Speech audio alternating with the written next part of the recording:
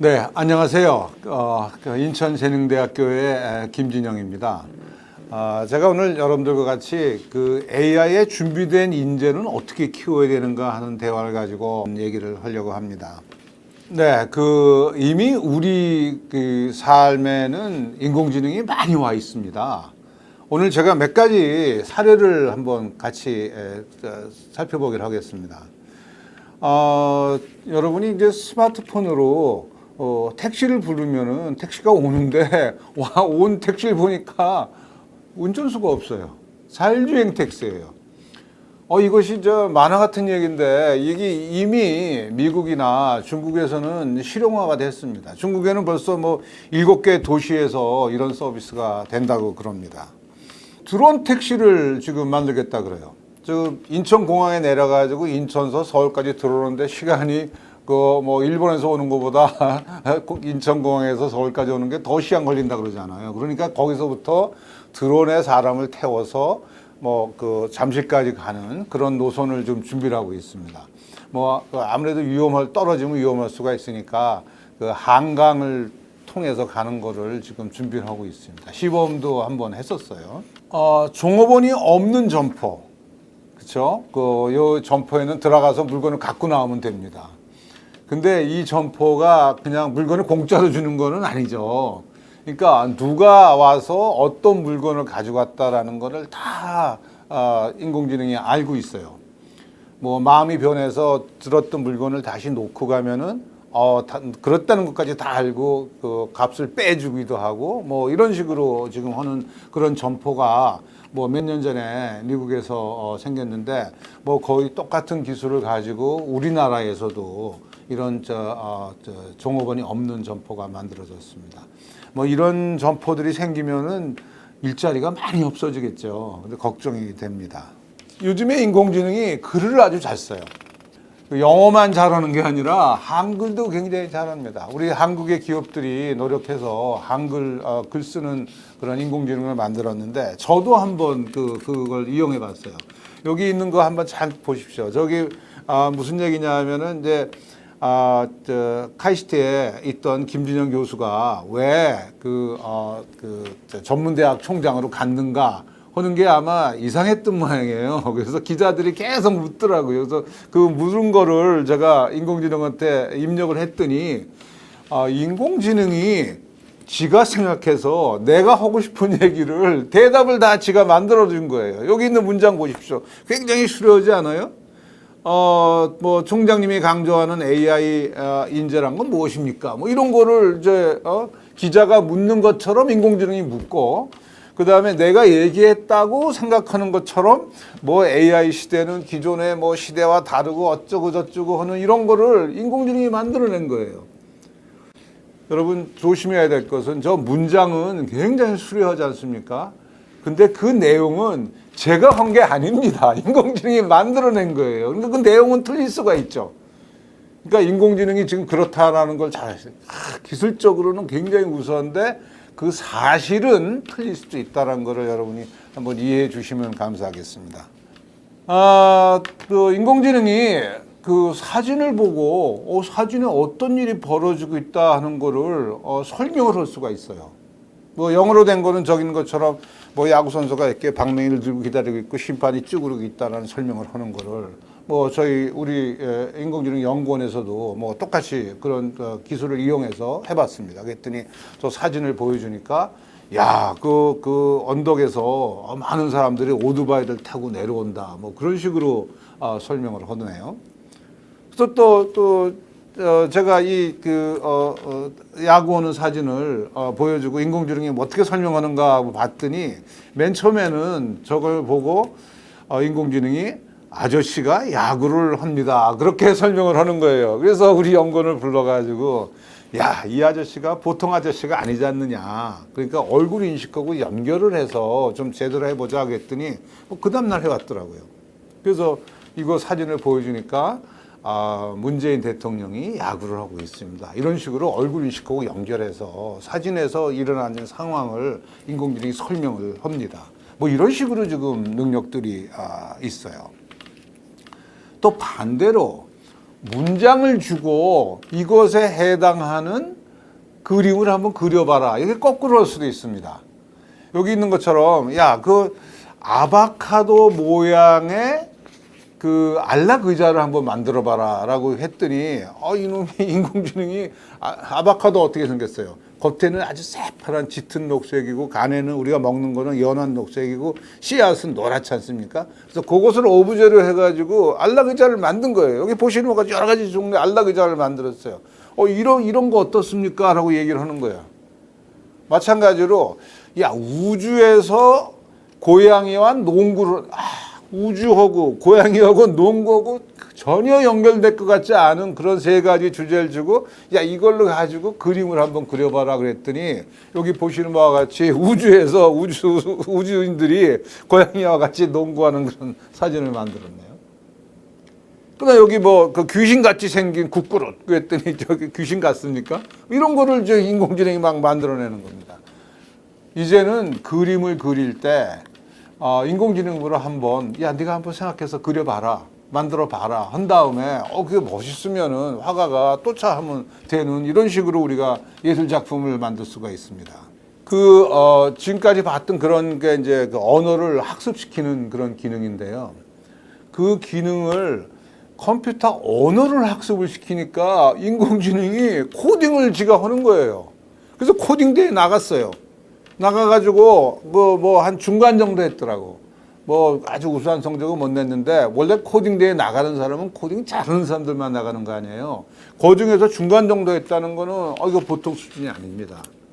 이렇다면은 앞으로는 컴퓨터 코딩하는 것도 인공지능이 지가 하게 되는 게 아닌가라고 기대들을 지금 하고 있습니다. 인공지능이 어려운 수학 문제를 풀어요. 여러분 뭐 복잡한 그 수식 저 대학 수준의 문제인데 저도 잘 모르겠어요. 이렇게 복잡한 문제를 주고 이것을 풀어봐라 그러니까 인공지능이 다 생각을 해서 그 문제를 푸는 것을 보였습니다. 그래서 이게 이제 올해 연초에 있었던 그런 사건들이라서 야, 인공지능이 점점 그 사람의 수준을 한참 넘어뛰는 게 아닌가라고 많은 사람들이 생각을 합니다. 딥페이크라고 혹시 많이 들으셨죠? 얼굴을 바꿔 끼는 기술이에요. 그래서 보시는 바와 같이 현빈이 나온 영화에 현빈이 얼굴을 제 얼굴로 바꿔 꼈습니다. 제 얼굴 사진 보시잖아요. 저 얼굴로 바꿔 꼈습니다. 참, 현빈이가 나와서 그 영화 돌아가는 거 보고 제 얼굴로 바꿔 낀 거 보고 나니까 제가 참, 좀 자괴심이 들어가더라고요. 현빈이 참 잘생겼다. 김준영이 되게 못생겼다. 그런 생각을 했습니다. 그런 식으로 뭐 순식간에 그 영화 주인공을 딴 사람을 바꿔 끼는 거 가능합니다. 그래서 이런 식의 기술을 가지고 뭐 나쁜 의도로 쓰려면은 뭐 한없이 그런 여러 가지 가능성이 있겠죠. 뭐 이런 기술을 잘 이용하니까 돌아가신 분하고도 계속 대화를 할 수 있는 그런 기술들이 됐고 그 기술을 뭐 마이크로소프트라는 데서 특허까지 받아놨더라고요. 그렇죠. 그 사랑하는 분이 돌아가셨는데 너무 안타까우니까 그분하고 계속 채팅을 하는 거예요. 그러니까 채팅으로만 만족하지 못하니까 그다음에 동영상으로 대화를 하고 뭐 영화에는 심지어는 3차원 로봇까지 등장하는 그런 식의 이야기들을 있었는데 뭐 그런 것들이 지금 거의 기술적으로 가능한 수준에 다다랐습니다. 독거노인이거든요. 애들도 다 해외가 있고.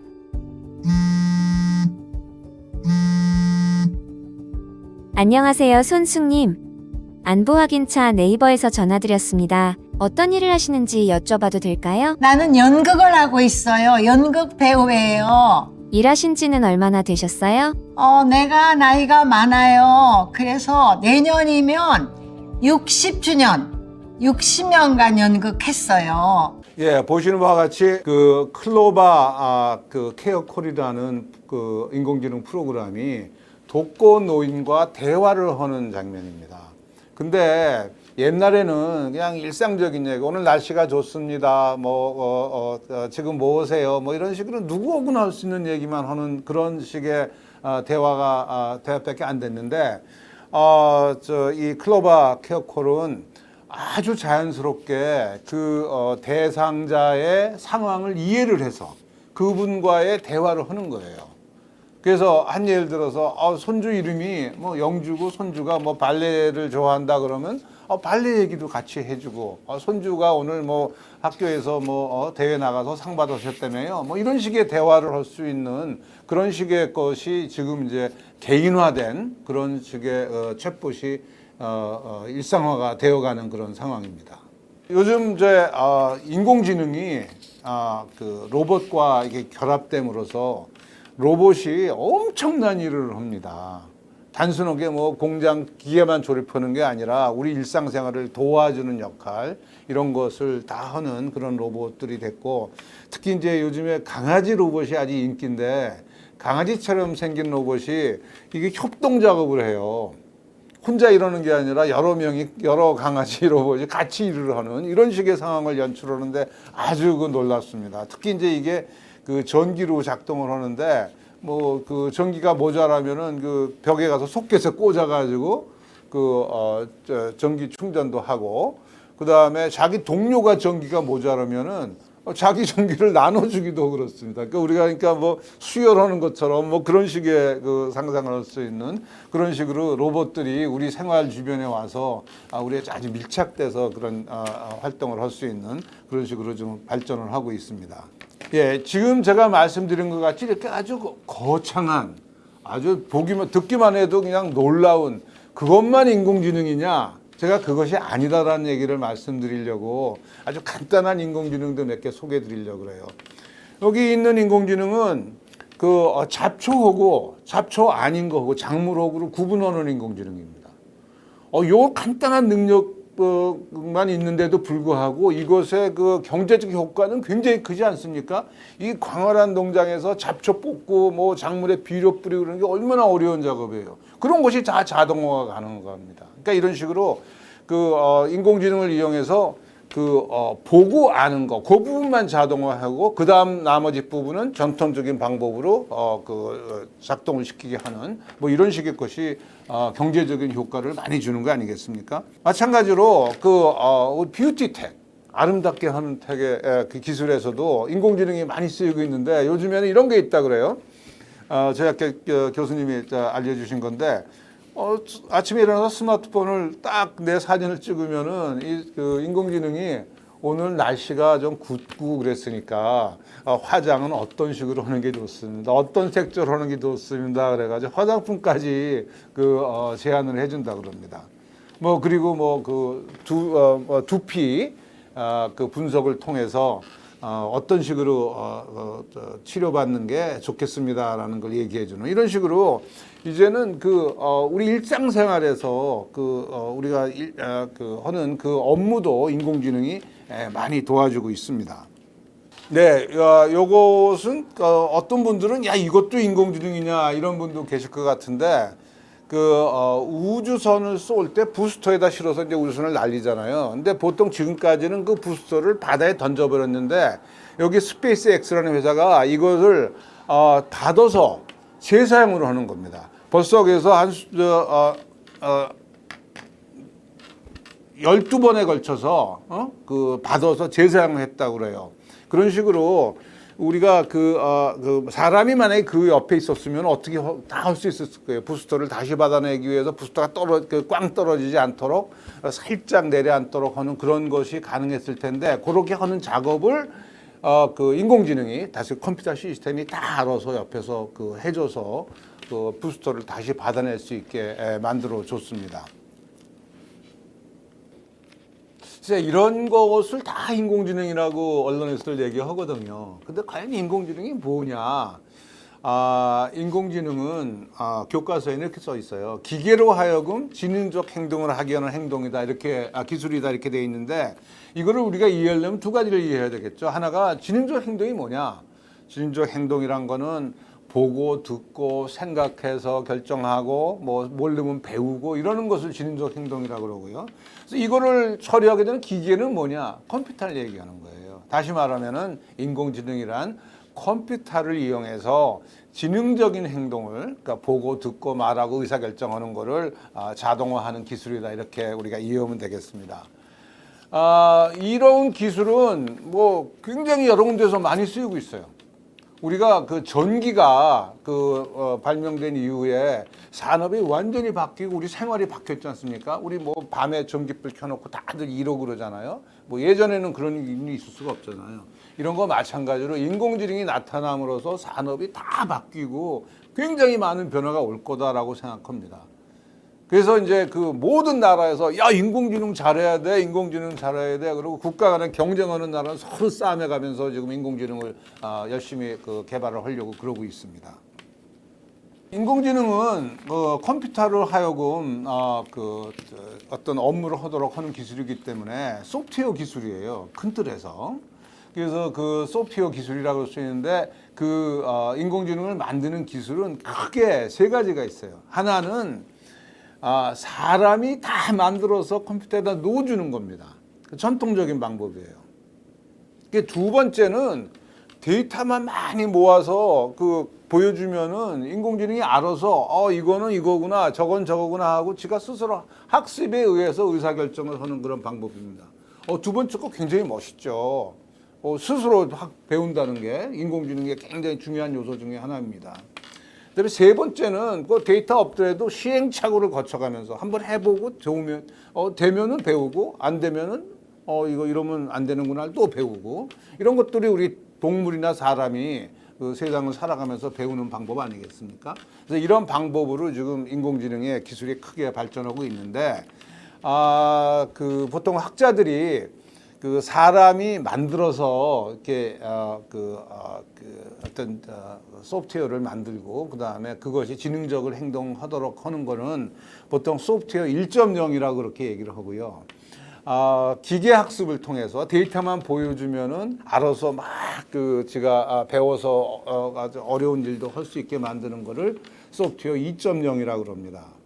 근데 그 소프트웨어 성능이 1.0보다 2.0이 굉장히 좋아요. 훨씬 어려운 것도 소프트웨어 2.0에서는 아주 잘합니다. 그래서 우리가 모두 다 같이 요새는 이제 앞으로 중요한 소프트웨어들이 다 소프트웨어 2.0 기법으로 다시 말하면 기계학습 기법으로 만들어질 거니까 우리 다 같이 그런 거 좀 공부 좀 하고 학습도 하고 우리 학생들도 그런 것을 잘 쓰도록 교육합시다라는 것이 커다란 지금 소프트웨어 교육의 큰 추세입니다. 또 이러한 AI 기술은 구글이나 네이버 이런 식의 아주 첨단 기업만 쓰는 게 아니라 일상 기업도 보통 기업들도 다 사용하고 있어요. 여기는 보시는 바와 같이 여러분 기업에서도 아마 이거 인공지능 사용하시기 시작했을 겁니다. 여기 보니까 우리 아시아 패시픽에 있는 회사의 60몇 프로의 기업들이 다 인공지능을 쓴다는 그런 연구 보고서가 나와 있네요. 우리나라 기업들도 아시아 패시픽에 있으니까 한 반수 이상의 기업들이 인공지능을 활용을 한다. 이렇게 아시면 되겠습니다. 그러니까 여러분 회사에서도 인공지능을 속히 도입해서 쓸 수 있도록 준비를 하시는 게 중요하다 이렇게 생각을 하겠습니다. 근데 안타깝게도 인공지능이 완벽하지가 않습니다. 아직까지도 여러 가지 약점이 많아요. 가장 큰 약점은 배운 것만 잘하고 안 배운 건 못해요. 사람은 하나 배우면 10개를 알아요. 그렇죠? 근데 인공지능은 꼭 그거 배운 것만 잘하고 있습니다. 그래서 보시는 바와 같이 이제 테슬라 자동차가 고속도로의 상에 나왔는데 트럭이 엎어져서 드러나 있는데 그 트럭인지 모르고 뚜들겨 박았다는 거예요. 이게 말이 됩니까? 트럭도 모르면서 어떻게 고속도로 상에 올라오겠습니까? 근데 실은 트럭을 배우긴 배웠어요. 근데 테슬라가 배운 트럭은 바퀴 위에 올라앉아 있는 박스에다가 앞에는 헤드라이트 있고 이런 것만 트럭이라고 배운 겁니다. 드러나 있어서 바퀴가 안 보이니까 트럭인지는 몰랐어요. 이게 인공지능의 지금 약점을 아주 절실하게 보여주는 겁니다. 또 마찬가지로 19x19의 바둑판에서 그렇게 잘하는 알파고도 18x18로 가면은 잘 못하는 거예요. 이거를 좀 학문적 용어로 일반화 능력이 부족하다 이렇게 합니다. 다시 말하면 하나를 배운 것을 가지고 10개도 하는 게 사람의 능력인데 인공지능이 그런 능력이 아직은 약하다 그런 말씀을 드리고요. 그다음에 인공지능이 그 데이터를 통해서 의사결정을 하다 보니까 이 사회에 있는 편견과 불공정이 그대로 인공지능으로 다 넘어가서 아주 그 의사결정이 불합리한 경우가 너무 많습니다. 다시 말하면 인종차별하는 경우가 많아요. 여러분 그 물비누 나오는데 손을 이렇게 집어넣지 않습니까? 근데 백인이 누면은 비누가 나오고 흑인이 누면 안 나오는 거야. 이 인공지능이 사람의 손이 어떻게 생겼는가를 판단할 때 좀 허옇고 그러면 손이다 그렇고 시꺼먼 게 들어오면 손이라고 생각 안 하는 거예요. 마찬가지로 백인하고 흑인하고 이제 그 가석방 신청을 들어오면은 백인은 그냥 가석방 나가세요 막 하고 흑인한테는 얘는 안 돼요 이러는 거야. 인종차별하는 거야. 그래서 그런 것이 알려져서 사회적으로 커다란 문제가 됐었죠. 이런 식으로 인공지능이 아주 약점도 굉장히 많다라는 거 제가 말씀드리고, 또 하나는 인공지능 시스템이 어떻게 의사결정을 하는가 하는 거를 잘 설명을 못 해요. 그러니까 왜 그랬니 하고 질문하면 답을 못 하는 거야. 그러니까 인공지능이 그 중요한 의사결정을 인공지능으로 하라 그런 다음에 그걸 우리가 그냥 쓰기는 불안하죠. 이거 왜 그런지를 알아서 이게 합리적 결정을 했다라고 판단이 되면 그거를 의사결정을 받아들일 텐데 지금 그런 능력이 굉장히 약하다. 물론 연구들을 많이 합니다만 그런 식의 그 상황을 말씀드리고, 2022년에 AI가 어떻게 가고 있는가 하는 거를 간단하게 살펴봅시다. 지난 알파고 이후에 전 세계적으로 AI가 굉장히 확산이 되고 있는 건 다 아시겠죠. 근데 2022년에는 정말 많은 기업들이 이제는 누구나 다 인공지능을 쓰는 그런 세상이 됐다. AI 전문 기업, 그다음에 IT 큰 기업, 그런 기업 아니고도 인공지능을 쓴다는 걸 다시 한번 강조를 드리고요. 또 인공지능은 데이터를 기반으로 하지 않습니까? 그 데이터를 모으는 것이 점점 쉬워졌기 때문에 인터넷을 통해서 한다든가 데이터를 공유하는 그런 여러 가지 그 방법도 많이 좋아졌고, 그다음에 작은 데이터들을 이제 모아서 훈련시키는 게 굉장히 힘이 드니까 거기를 방문해서 데이터를 방문해서 거기서 학습하고 나오는 이런 기법도 막 발전됐기 때문에 점점 큰 인공지능 학습을 가능하게 됐습니다. 이러다 보니까 이제 데이터도 많아지고 그러니까 그 AI 모델을 점점 크게 만들어서 어려운 문제를 풀고자 하는 거예요.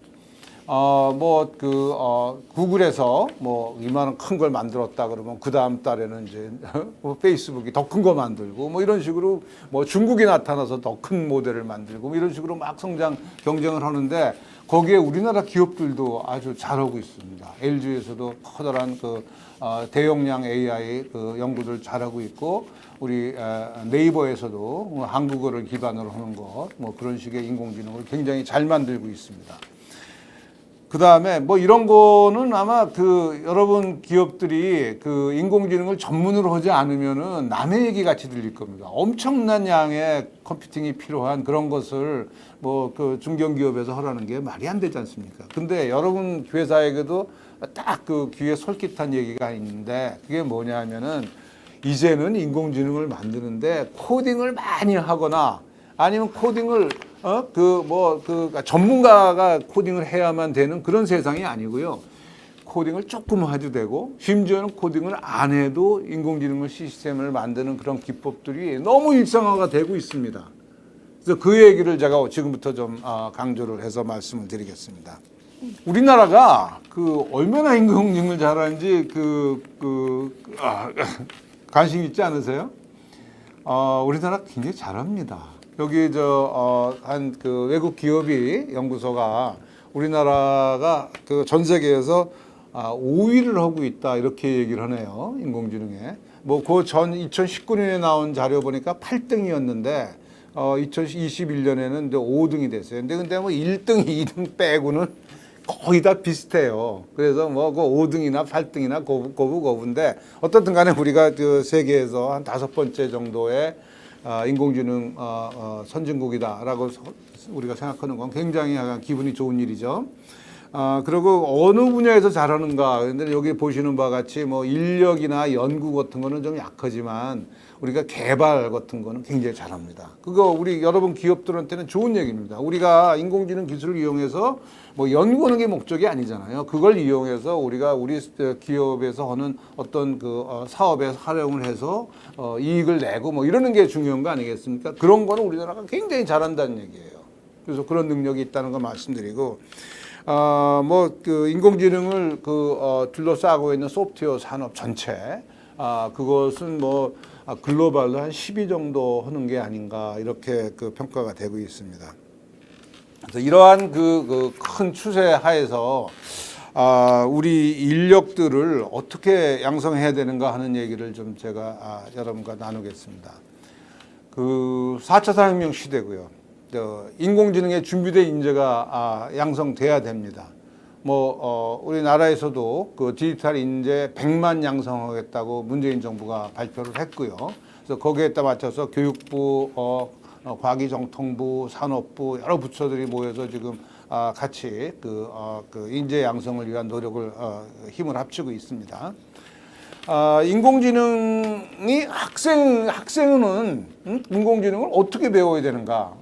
인공지능 복잡하고 아까 여기 뭐 어려운 문제도 푸는 이런 인공지능 뭐 코딩도 자동화는 이런 거를 우리 초등학생들 보러 너 네가 해봐라. 당연히 못하죠. 그렇죠. 이제 그런 학생들은 어떻게 되는가 하는 거 미국 그 교사협회에서 나온 건데 아주 이게 우리한테 전달해주는 아주 메시지가 확실합니다. 인공지능은 첫째 인식이라는 게 필요해요. 그러니까 센서가 필요합니다. 그렇죠? 날이 밝으면은 전등불이 꺼지는 게 좋겠죠.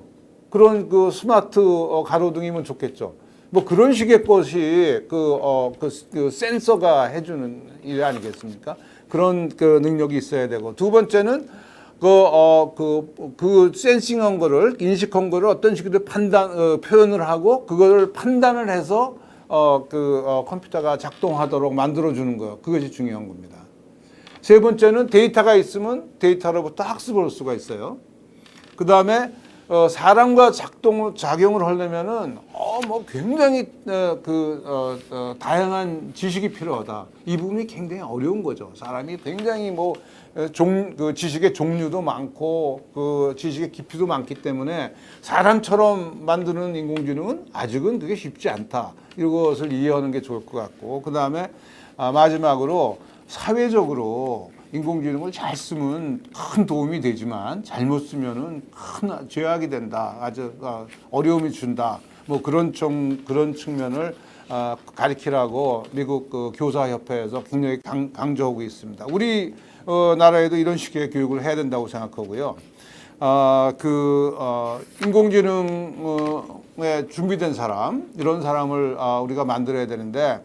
뭐 인공지능을 한다는 사람 굉장히 다양한 여러 가지 종류의 사람이 필요합니다. 첫째는 뭐 연구하는 사람도 있을 거고 인공지능을 만드는 엔지니어도 있을 거고 그다음에 인공지능이 만드는 사회 규범 같은 거 이런 거를 연구하는 사람도 있을 거고 그다음에 기업에서 인공지능을 잘 활용해서 그 기업의 여러 가지 새로운 비즈니스를 창출하는 사람도 필요할 거고 그렇습니다만 가장 많이 필요한 거는 인공지능을 활용해서 자기 업무를 잘하는 사람 이런 사람이 가장 필요한 거 아니겠습니까? 그래서 그런 식의 우리가 인재를 좀 키워야 된다라고 말씀드리고 제가 여기서 자동차를 연구하고 만드는 것과 자동차를 운전하는 거는 완전히 다른 차원의 얘기죠. 마찬가지로 인공지능도 인공지능의 기술을 만드는 것하고 인공지능 기술을 연결해서 그걸 사용하는 것하고는 영 다른 차원의 얘기입니다. 그래서 그 인공지능을 만들어주는 회사, 뭐 네이버나 구글, 뭐 마이크로소프트 이런 데서 그 좋은 도구를 많이 만들어 주니까 그런 도구를 이용해서 내 문제를 풀어보는 거 굉장히 중요하고요. 그건 누구나 할 수 있어요. 저는 학생들하고 같이 통역기를 만들어봤어요. 통역하는 앱을 스마트폰에다 만들어봤습니다. 학생들이 맨 처음에 그걸 만들자 그러니까 굉장히 그 겁을 내더라고요. 교수님 그 어려운 걸 어떻게 해요?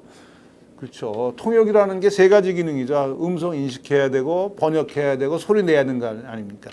이 각각은 구글이 만들어졌고 네이버가 만들어졌고 마이크로소프트가 만들어졌고 삼성이 만들어졌거든요.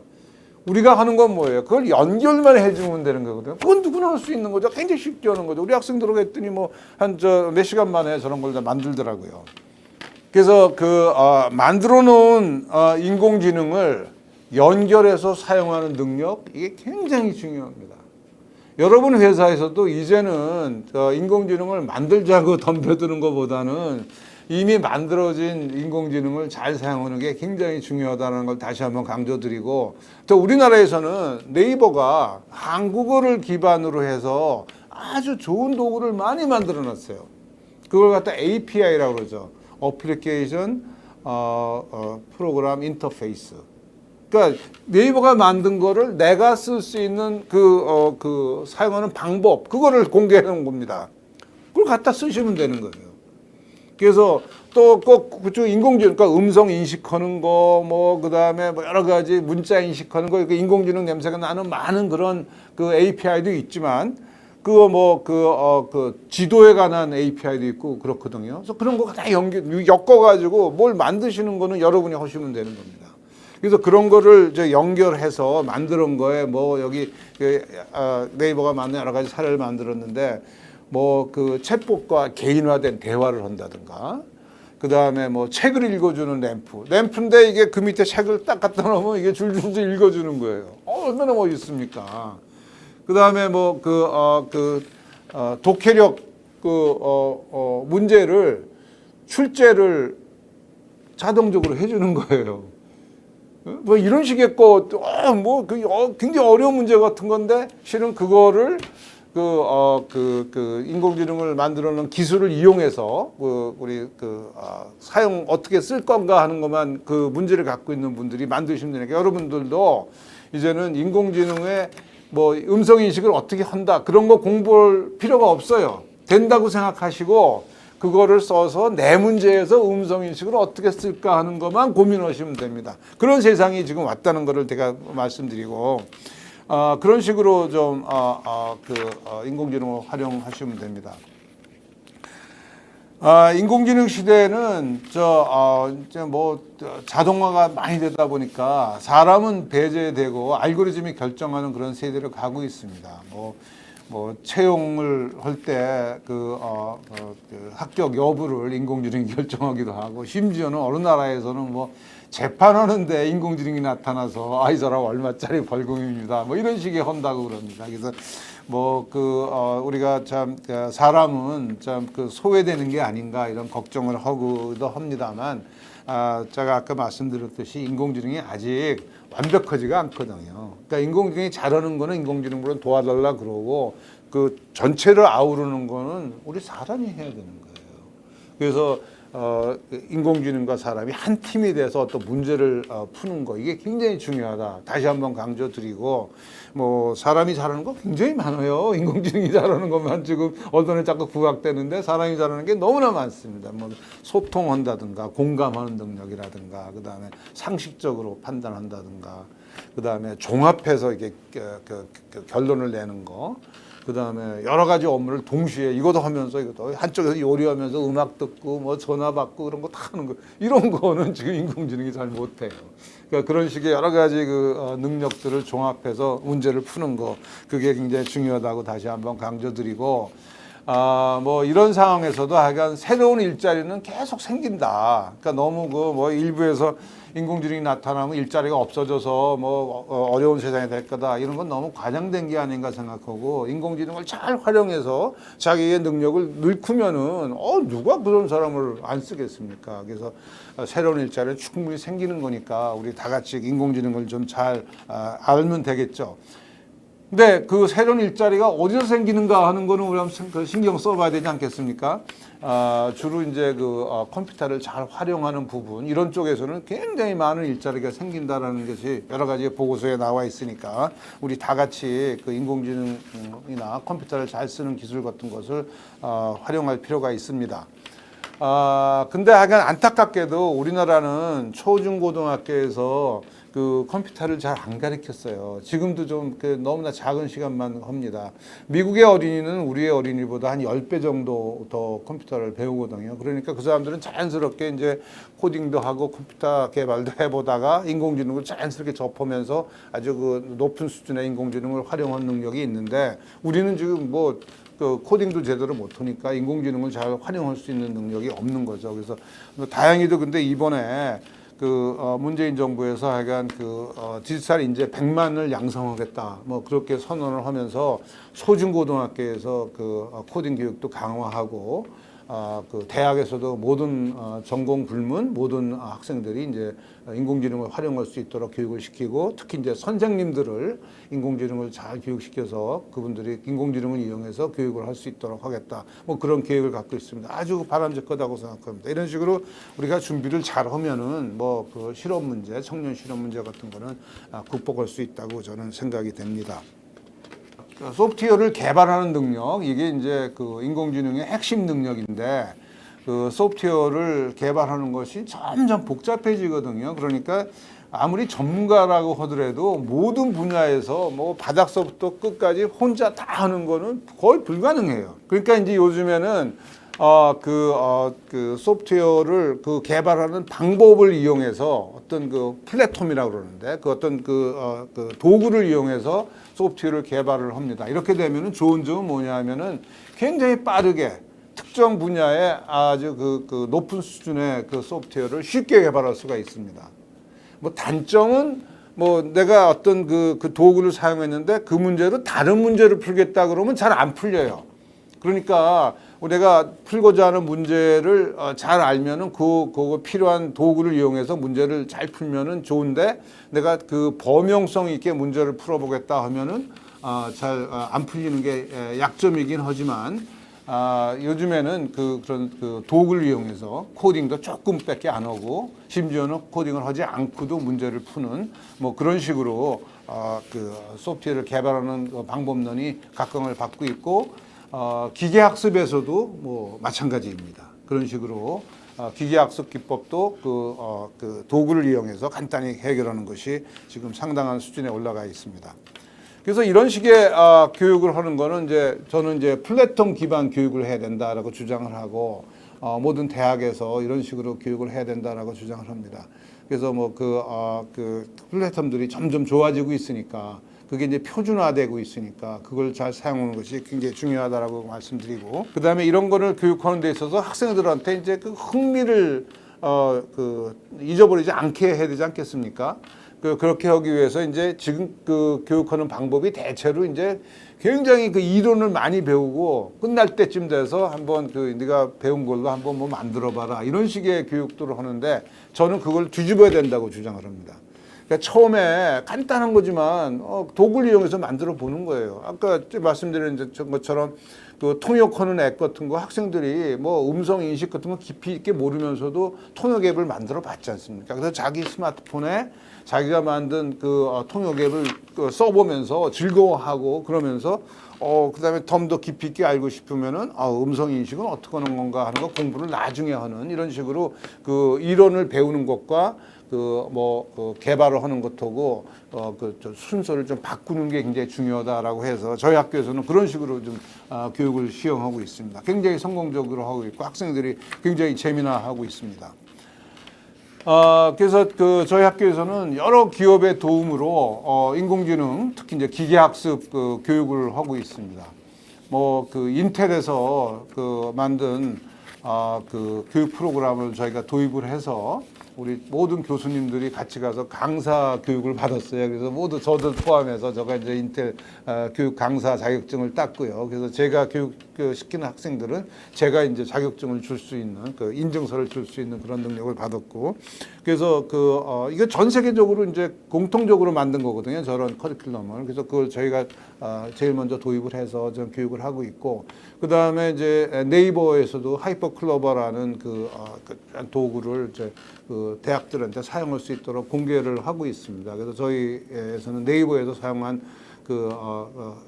네이버 클로버 그걸 도입해서 우리 학생들하고 수업 시간에도 지금 이번 학기부터 사용하려고 준비를 하고 있습니다. 뭐 두서없이 그냥 인공지능의 그 현황과 그다음에 2022년도의 큰 트렌드, 그다음에 그 인력 양성 어떤 방향으로 해야 되는가 하는 거에 저의 의견을 얘기를 했습니다. 근데 뭐 다시 한번 정리하자면은, 자, 인공지능은 정말 중요한 도구이고요. 우리 산업 발전을 위해서 꼭 필요한 거니까 여러분 회사에서도 인공지능을 속히 도입하셔야 됩니다. 근데 다행스러운 거는 뭐 초기에는 이제 전문가들만이 인공지능을 다뤄냈습니다. 요새는 이제 여러 가지 도구들이 잘 만들어졌고 그거를 쉽게 쓸 수 있는 그런 환경이 되어 있기 때문에 여러분들이 속히 그걸 들여다가 한번 써보시고 회사에서 문제도 풀어보시고 또 그렇게 하려면 많은 데이터가 필요하니까 지금부터라도 데이터를 많이 모아보시고 이렇게 하는 것이 인공지능을 도입하는데 많은 도움이 될 거라고 생각합니다. 이런 4차 산업혁명 기술, 인공지능은 그 네트워크 효과가 있죠. 그러니까 선점하면은 독식을 할 수가 있고, 그 다음에 일단 그 승자가 되고 나면은 굉장히 오랫동안 그거를 이제 유지할 수가 있는 그런 능력이 있습니다. 그러니까 이게 속도가 굉장히 중요하거든요. 그래서 여러분 회사에서도 빨리 인공지능에 대해서 좀 접근해 주셨으면 좋겠다, 이런 생각을 하면서 제 강의를 마치겠습니다. 감사합니다.